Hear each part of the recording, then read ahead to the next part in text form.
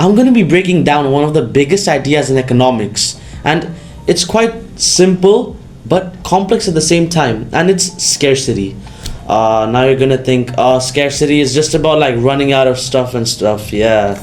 No, I promise you, it's not just that, and it's actually one of the most important concepts in economics. It's the idea that we have limited resources, and that's things like time, money, raw materials, but we have those unlimited wants and needs. In other words, we can't have everything. It's true. Sometimes you want a new mansion, you want a yacht, for example, you want a new car, but the truth is, sometimes there's not enough of it. I mean, there must have been so many times, for example, when you're shopping in a store, you see the perfect shirt or piece of clothing, and then you check when it's in your size and it's not there anymore. It was a want, but there wasn't enough of it. And this is true whether we're talking about money, food, even time in your day. And economists say that scarcity forces people to make choices.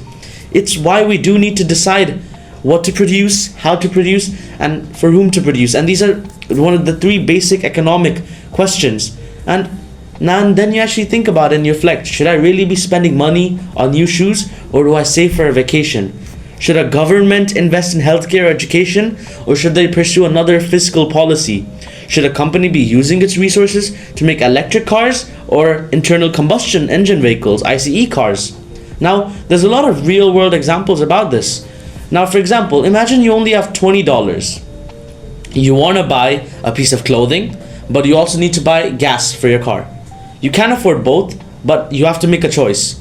That is literally scarcity in action, because you're facing a trade-off, because now your money is limited, and one of those choices is going to become the opportunity cost. And scarcity affects everyone in this world.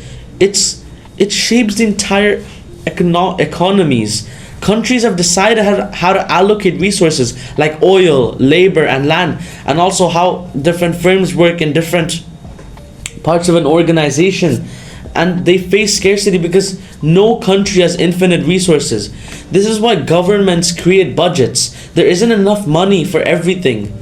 And scarcity in today's economy is absolutely insane, because there's a housing crisis in many cities like Toronto in Canada, where rent has gone absolutely crazy.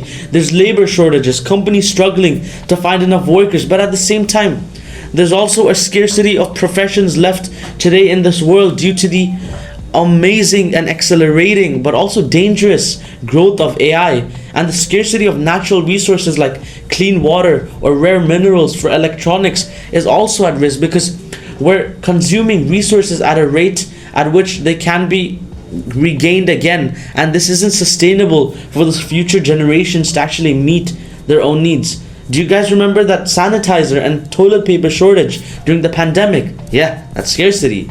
And it matters because that's why economics exists as a field of study. Economists basically just spend their time asking, okay, not just spend their time, but they basically spend their time asking, how do we manage scarcity?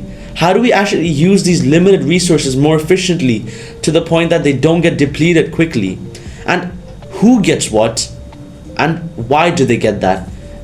Every single policy debate, whether it's from climate change, whether it's from healthcare, whether from taxes, it comes down to managing scarcity.